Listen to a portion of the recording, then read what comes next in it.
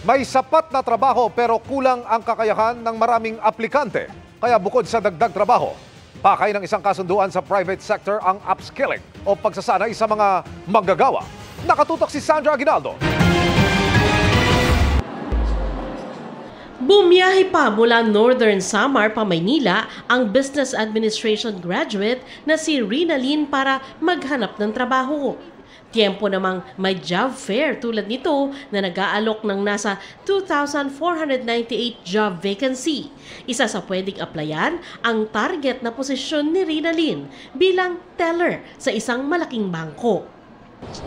Pumili talaga ako na dito talaga sa Manila talaga maghanap trabaho. Tapos more on experience, parang new working environment na din, ma'am.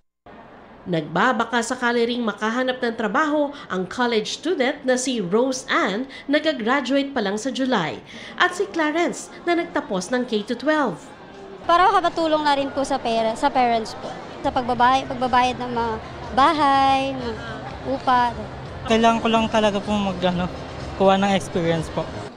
Kasabay ng job fair, nakipartner din ang Private Sector Advisory Council sa malalaking business at civic groups sa bansa, maging sa isang online employment and training platform. Pumirma sila ng kasunduan para sa pagtulong ng pribadong sektor sa mas mabilis na job generation, job matching, maging sa upskilling o yung pagdadagdag ng skills at kaalaman para sa mas mataas na kalidad ng trabaho at mas mataas ding sweldo.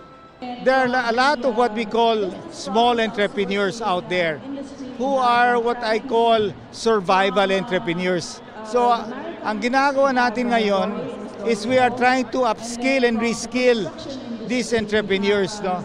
So that their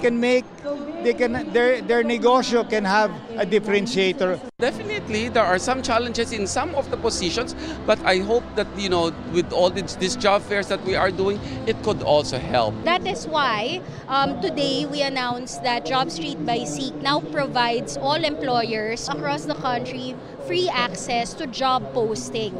In that way, fresh graduate jobs, internship jobs, they can post everything. Ang Labor Department aminadong problema pa rin ang job mismatch o yung hindi tugma ang qualification ng naghahanap ng trabaho at ang skills na kailangan ng labor market.